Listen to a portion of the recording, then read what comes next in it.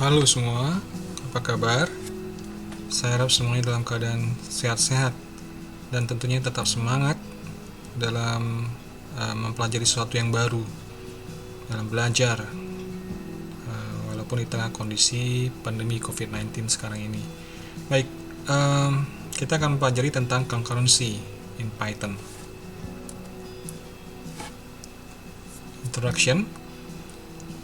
Intinya adalah bagaimana kita mengorganize atau mengatur sehingga bagian dari program kita itu ada yang dijalankan secara paralel, secara bersamaan. Bisa jadi pada multiple CPU maupun pada multiple machines. Nah, itu terkait dengan concurrency atau multiprocessing nantinya. Nah, di Python fasilitas apa yang disediakan oleh Python agar dapat menjalankan kode itu atau menjalankan thread atau proses nantinya itu dilakukan secara bersamaan at one time, baik menggunakan satu CPU maupun lebih dari satu CPU core gitu ya.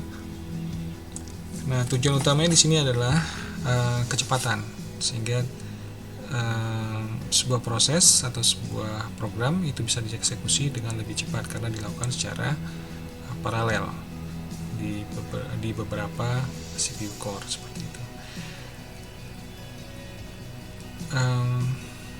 Jadi meningkatkan kecepatan pada CPU intensive problems, jadi problem-problem yang menggunakan CPU, banyak menggunakan CPU, dan kemudian meningkatkan responsiveness pada program atau problems yang banyak menggunakan I/O intensif, I/O, jadi banyak menggunakan atau mengakses I/O. The good news is that we can write parallel programs in Python. Jadi kita bisa menulis program paralel di Python tanpa harus menginstal library tambahan, gitu ya. Cuma menggunakan standar library. Kita sudah bisa langsung menulis program paralel di Python. Nah, kemudian kita lihat dulu properties dari concurrent system. Pertama, dia adalah multiple actors. Multiple actors maksudnya adalah multiple processes. Jika dalam sebuah sistem operasi, kemudian multiple threads dalam sebuah proses. Kemudian dia properties lainnya adalah share resources. Resourcesnya ditaruh di memori, baik berupa heaps maupun global variable. Bisa juga di share resourcesnya adalah devices seperti jaringan atau hard disk. Nah, kemudian ada properties berikutnya ada rules of access atau rules for access, itu menggunakan mutex ataupun semaphores. Jadi bagaimana mengatur akses ke state resource yang tadi, itu bisa menggunakan mutex atau semaphores. Nah, ini penggunaan dari concurrency itu pada kasus produce and consumer yang berjalan bersamaan, dan kemudian duanya menggunakan shared data yang sama. Dan di sini ada task atau producer atau proses ataupun thread di sini. Ini ada consumer. Nah, ini menggunakan share resource yang sama. Jadi producer menghasilkan sesuatu disimpan di memori, kemudian consumer mengambil sesuatu tersebut dari memori. Kemudian asynchronous I/O itu bisa membaca data dari disk atau mengirimkan data ke jaringan. Jadi penggunaan concurrency bisa mengambil data dari hard disk kemudian mengirimkan ke jaringan.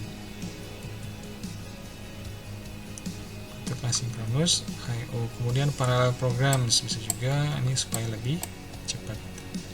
Concurrency untuk membuat programnya menjadi paralel sehingga faster. Nah, kemudian ini tipe dari concurrency ada dua di sini, ada benign concurrency, no worries. Benign berarti jinak ya. Jinak concurrency yang tidak berbahaya, tidak ada share data atau tidak ada communication. Kemudian read only data. Jadi data pun disedia itu read only, sehingga tidak terdapat race condition atau adanya critical section. Itu B9. Kemudian ada risk concurrency yang ada risikonya bahwa concurrency antara dua thread seperti ini sini itu mengakses resource yang sama, share resources, tanpa adanya synchronization, maka ini bisa menjadi risiko. Kemudian paling tidak satu thread itu melakukan modifikasi terhadap resources. Ini yang menjadi properti dari risk concurrency. Kemudian terjadi race condition. Jadi B9 concurrency dan race concurrency dan kriterianya atau propertiesnya. Nah, kemudian kita lihat di sini threading dan multiprocessing. Ini kita lihat ada beberapa tipe. Jadi tujuan dari threading dan multiprocessing adalah to do a number of things at the same time. Jadi melakukan beberapa hal atau beberapa pekerjaan pada saat yang sama. Nah, kalau di sini ada kasus one process one thread seperti sini, kemudian ada one process multiple threads, satu proses tapi banyak threadnya, kemudian ada multiple process, kemudian one thread per proses. Nah, ini di prosesnya banyak, tapi satu proses satu thread. Ini ada multiple process dan multiple threads. Ini prosesnya ada dua, terus di dalam masing-masing proses ada multiple thread. Nah, kemudian kita lihat di sini single threaded dan multi threaded. Single threaded kita lihat di sini ada register dan stacks merupakan bagian dari thread. Kemudian code, data dan files ini bagian dari proses. Kita lihat lagi sini kalau multi threaded masing-masing thread memiliki register dan stack. Kemudian bersama-sama menggunakan code, data, dan files yang merupakan alokasi untuk setiap proses. Itu threading dan multiprocessing. Nah, kalau dibandingkan antara threading dan multiprocessing, threading kriterianya adalah sebagai berikut, bahwa thread yang baru itu dijalankan atau dibentuk dalam satu proses yang existing. Jadi dalam satu proses thread berada dalam satu proses. Memulai thread itu lebih cepat dibandingkan memulai sebuah proses. Kemudian memori itu di-share antar threads. Semua threads menggunakan alokasi memori yang sama yang dimiliki oleh sebuah proses. Kemudian mutex diperlukan, seringkali dibutuhkan mutex untuk mengontrol akses ke shared data. Ini kalau menggunakan threading. Kemudian one GIL Global Interpreter Lock untuk seluruh threads. Ini satu GIL untuk seluruh threads. Apa yang dimaksud dengan Global Interpreter Lock nanti akan kita lihat setelah slide ini. Nah, kemudian multiprocessing bedanya dengan threading. Proses yang baru ini proses di start secara independen dari proses-proses sebelumnya. Jadi dia independen. Kemudian memulai proses itu lebih lambat dibandingkan dengan memulai thread. Kemudian memori tidak di-share antar proses. Kemudian mutex tidak diperlukan, kecuali dalam proses tersebut terhadap multi-thread atau threading. Kemudian satu GIL untuk setiap proses, satu GIL satu proses. Tadi satu GIL untuk seluruh threads dibandingkan antara threading dan multiprocessing. Nah, kita lihat dulu apa yang dimaksud dengan GIL atau Global Interpreter Lock. Ini adalah properti dari Python. Python itu adalah bahasa pemrograman yang sifatnya interpreter, bukan compiler. Jadi Python interpreter memberikan instruksi kepada OS untuk membuat atau mengelola threads. Nah, GIL adalah sebuah mekanisme yang digunakan dalam interpreter, computer language interpreters, untuk mensinkronisasikan eksekusi dari thread-threads yang ada, sehingga hanya satu native thread yang dapat dieksekusi pada satu waktu.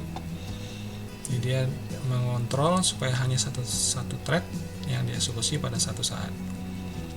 Contohnya kita lihat sini ada dua thread 1 T1 dan thread T2. Nah, GIL akan melakukan sinkronisasi untuk mengakses ke memori ini. Jadi hanya satu thread yang boleh mengakses memori ini pada satu saat. GIL itu dianalogikan sebagai sebuah kunci. Jadi ketika thread ingin menggunakan memori, maka dia harus punya kuncinya. Jadi T1 mendapatkan kunci, maka dia bisa mengakses memori. Ini untuk sinkronisasi. Kemudian di sini nyatakan bahwa memory manager is not thread safe. Jadi perlu dilakukan sinkronisasi. Kemudian apa yang dilakukan oleh GIL? Ini contohnya pada Python 2.x, Python 2. Apa yang dilakukan adalah melakukan pemeriksaan atau pengecekan status dari thread setiap 100 ticks. 100 ticks itu adalah instruksi yang dieksekusi oleh interpreter. 1 tick sama dengan 1 byte instruction. Jadi 100 tick berarti 100 byte instruction. Nah, ini dilakukan pemeriksaan setiap 100 ticks terhadap thread yang ada. Dilakukan oleh GIL. Sehingga ketika ada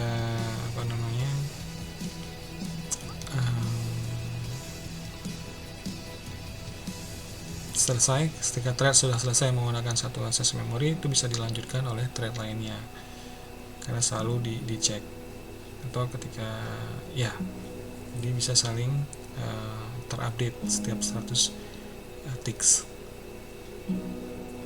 Nah, setelah Python 3, after Python 3.2, setelah Python 3.2, mekanisme checking 100 ticks ini dihilangkan, tidak digunakan lagi.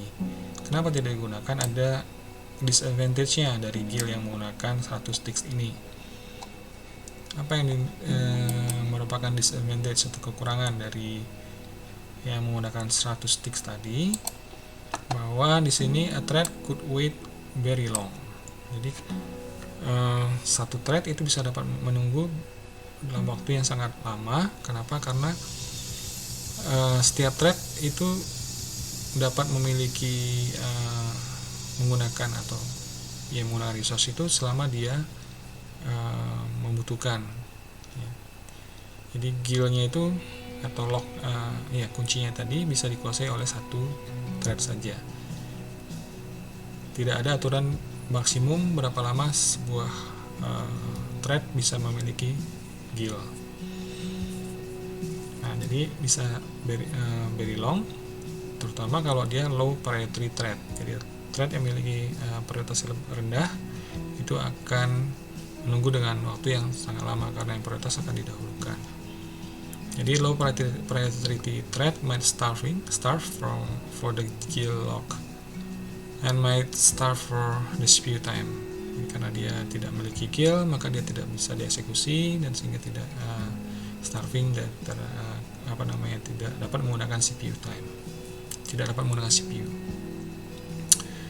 Kemudian kekurangan dari GIL adalah adanya overhead sinyal. Jadi ketika sebuah thread selesai menggunakan GIL, dia akan mengirimkan sinyal ke thread-thread lainnya. Nah, ini butuh overhead untuk mengirimkan sinyalnya tersebut. Jadi when a thread release a GIL, it will signal other threads that the GIL is free. Nah, kemudian ketika dirilis tersebut, maka masing-masing thread atau thread lainnya akan berkompetisi atau battle, berperang untuk mendapatkan GIL tersebut. Nah, ini proses kompetisi ini juga dianggap sebagai disadvantages, kekurangan. Nah, sejak Python 3.2 tidak ada lagi ticks. Kemudian ada fixed time limit approach, ada pengalokasian waktu, masing-masing threads itu maksimum 5 milisecond di sini. Jadi per threads 5 milisecond, kemudian harus berganti dengan thread lain yang akan menggunakan atau dieksekusi. Yang dengan ini tidak ada battle for guild, no starvation, kemudian no signaling overhead, karena ada diatur dengan waktu penggunaan atau eksekusi dari masing-masing thread. Kemudian tapi di sini Python 3.2 juga memiliki kekurangan. Jadi CPU bound threads are more prioritized as compared to IO bound threads. Kekurangannya bahwa threads yang menggunakan CPU intensif itu lebih diprioritaskan dibandingkan dengan IO bound threads. Jadi kalau dia aplikasi yang menggunakan banyak I/O, ya menjadi kekurangan. Jadi CPU intensif versus I/O intensif. Nah, namun GIL itu bisa di-disable. Jadi kalau mamanya GIL itu merasa tidak diperlukan, ya maka GIL-nya bisa disable. Bagaimana cara men-disable GIL bisa diakses dari YouTube, link YouTube ini bisa dipelajari di sana.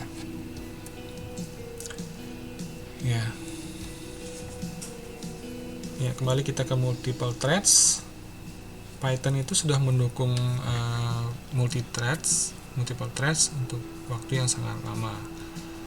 Jadi sejak Python versi 1.4. Dengan modulnya sampai sekarang modulnya sama, yaitu threading modul. Nah,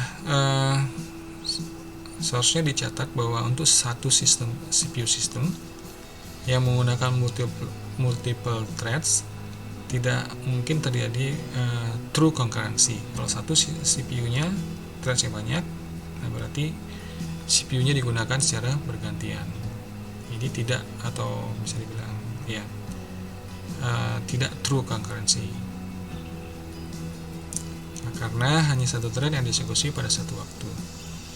Nah, hanya pada sistem yang menggunakan multiple prosesor atau banyak prosesor, di mana thread dapat berjalan secara paralel, yang true concurrency tadi. Jadi true concurrency maksudnya parallel processing. Oke. Nah, pada jaringan atau bahkan pada sistem yang memiliki core-nya banyak, multi-core, ya, atau zaman multi-core saat ini, di mana sistem atau mesin banyak menggunakan sudah memiliki prosesor dengan multi-core, maka threads atau multiprocessing are still needed, tetap dibutuhkan. Nah, apakah kita masih membutuhkan threads? Yes, but less of them, lebih sedikit. Satu threads untuk seluruh connection. Jadi bukan satu thread satu connection, tapi seluruh connection menggunakan satu thread yang sama. Kemudian satu threads untuk seluruh terkait dengan video, seluruh hal yang terkait video. Kemudian satu thread untuk seluruh yang terkait dengan I/O screen. Kemudian threading diharapkan juga non-blocking calls, karena kita mengharapkan code tidak memblok thread untuk concurrency. Kemudian at least pada I/O operation itu, kalau ada I/O operation, thread tidak melakukan blocking, sehingga dapat digunakan atau thread lain dapat dieksekusi. Nah, ini contoh threads code, mulai dari threading import thread, import OS, import mesh, itu fungsi-fungsi yang akan digunakan. Di sini contohnya depth hitung di satu function di Python. Ya, dia mengukur akar dari I itu dalam range 0 sampai 4 juta. Kemudian ada array threads, kemudian untuk setiap CPU itu akan kita daftarkan thread. Ini dalam hal ini threads yang ditambah bersesuai dengan jumlah CPU. Oke, kemudian setelah di append ke array, maka threads-nya dapat di start. Untuk thread di dalam threads itu di start. Di setiap threads yang tadi sudah di append di start. Kemudian thread masing-masing thread di join.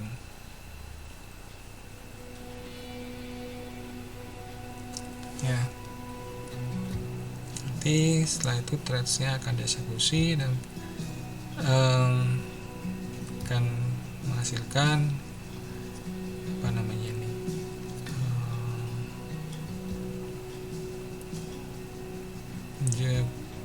pendaftaran.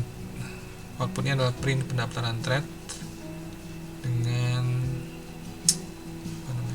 I itulah tools yang untuk masing-masing prosesor atau core. Oke. Nah, ini multiprocessing. Kalau tadi threads code, ini sintaksnya tidak jauh berbeda, satunya thread, satunya proses. Itu aja bedanya.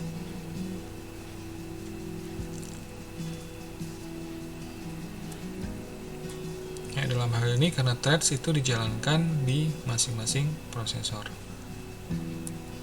Ini juga proses dijalankan di masing-masing prosesor. Jadi os.cpu_count itu menghitung jumlah CPU core yang ada di sistem. Nah, kemudian terkait dengan multiprocessing atau multithreading membutuhkan mutex dan semaphore ketika multithreadnya tersebut atau threading tersebut memiliki state resources atau mengakses ke alokasi memori yang sama, maka membutuhkan mutex dan semaphore. Tujuannya adalah untuk melakukan sinkronisasi. Jadi contohnya, one thread is producing value, satu thread menghasilkan value, kemudian yang lain menggunakan value tersebut.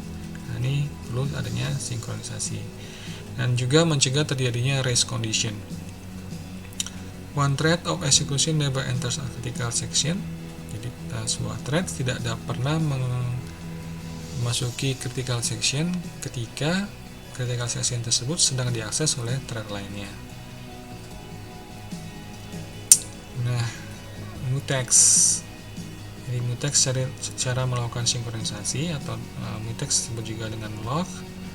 Jadi mutex menggunakan lock atau key, di mana sebuah threads membutuhkan key tersebut untuk mengakses critical section atau share resources. Analoginya adalah key bagi sebuah toilet. Nah, ketika seorang yang menggunakan toilet tersebut, maka orang tersebut harus mendapatkan key-nya terlebih dahulu. Nah, kemudian semaphore itu menggunakan beberapa keys. Sebenarnya mirip dengan mutex, tapi di sini ada beberapa keys-nya. Analoginya adalah beberapa keys untuk beberapa toilet. Jadi namanya tadi di mutex satu toiletnya, kalau di semaphore toiletnya ada beberapa, berarti ada key-nya ada beberapa juga. Contohnya mungkin 5, maka key-nya ada 5. Nah, ketika sebuah thread ingin menggunakan set resource tersebut, dia harus mendapatkan key-nya dulu. Kemudian dia akan setelah dia dapatkan, maka dia akan melakukan decrement terhadap key yang tersedia, karena dia sudah ambil 1, mempunyai 5 tadi ambil 1, maka key yang tersedia available menjadi 4. Kemudian diambil lagi oleh thread yang lain, maka available key-nya jadi 3 dan seterusnya. Ketika dia 0, maka dia akan blocking, yang lain tidak boleh mengakses atau menggunakan tidak mendapatkan key lagi, sehingga tidak boleh mengakses critical section. Nah, ini contoh Python code tanpa mutex. Nah, ini ketika ini dijalankan, maka terjadi kalau dilakukan dieksekusi beberapa kali, maka hasil printnya, hasil output dari code ini akan bergantung pada hasil random, nilai random yang dihasilkan ini untuk sleep. Jadi di sini kita lihat ada fungsi random untuk melakukan sleep atau tidur, ya random. Nah, berdasarkan code ini, maka ini akan di print terlebih dahulu, ya kan, kemudian dia sleep. Ketika sleep, ini tidak bisa dieksekusi, maka dia akan eksekusi lagi ke function lainnya, print second thread, kemudian sleep juga, maka ini tidak bisa dieksekusi. Maka bagian yang ini, second thread has finished atau first thread has finished, mana yang lebih dahulu dieksekusi, itu tergantung dari nilai random yang dihasilkan atau tergantung dari lama sleepnya. Kalau di sini lebih cepat sleepnya, cuma 1 detik, di sini 5 detik, di atas 5 detik, maka ini akan lebih dahulu di print. Ya, silakan nanti dicobakan. Nah, kalau dengan mutex itu bisa dilakukan, ditentukan maunya seperti apa. Nah, kita lihat di sini, ini ada di create mutex menggunakan threading.log. Kemudian di sini my mutex-nya diakses. Nah, kemudian di sini ada sama seperti yang sebelumnya, ada time sleep. Ini kan, kemudian print. Dan di sini ada my mutex.release. Nah, kemudian sini ada yang sama di kelas thread 2, mutex global mutex. Kemudian sini ada my mutex acquire, mengambil mutex.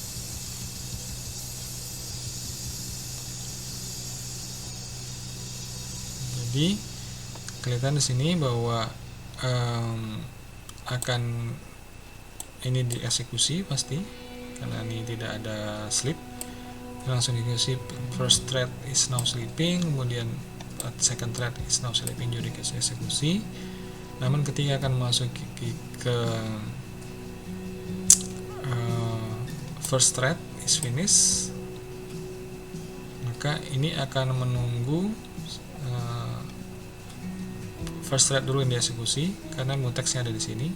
Nah, ketika mutex dirilis baru second thread is finished-nya bisa dieksekusi. Nah, di sini dinyatakan bahwa ini sebelum print second thread itu dilakukan setelah my mutex acquire.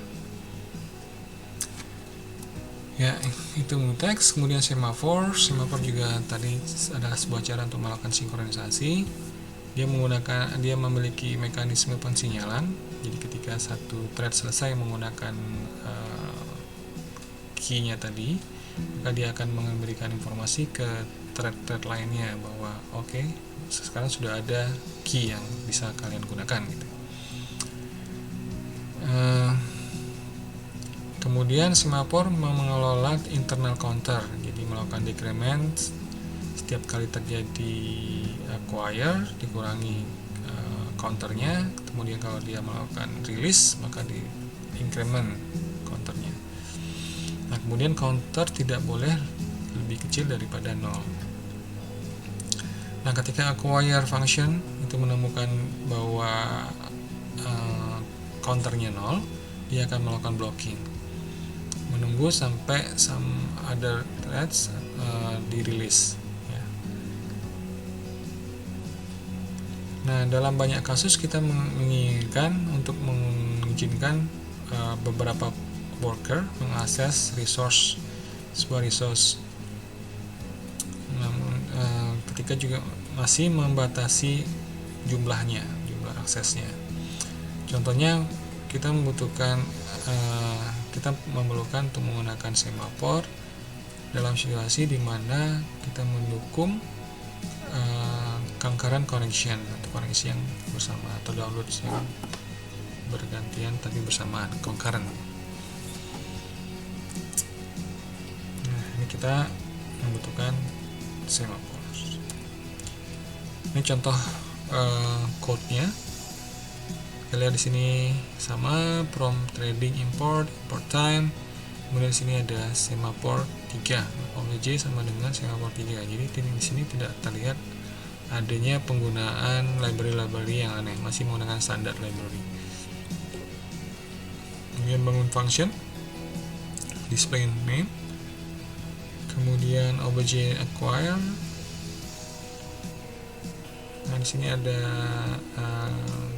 range-nya 5 untuk looping, print hello. sleep 1 detik, kemudian terjadi proses object release, object acquire, kemudian terjadi object release. Nah, kemudian di create multiple threads pakai thread target display argumennya thread 1 dan seterusnya sampai thread 5, kemudian masing-masing di start. Ya, ini saja tadi materi kita tentang concurrency. Kita sudah membahas tentang semaphore,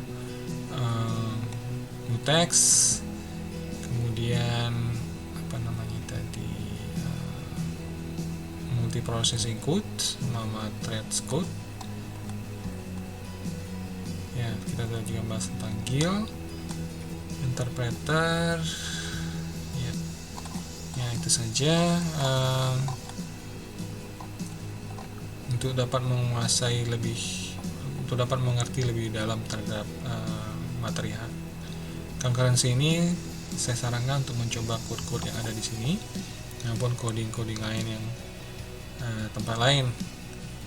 Mungkin kalau Anda memiliki aplikasi atau program machine learning, maka itu bukan banyak menggunakan concurrency atau threading di situ ya, atau multi processing.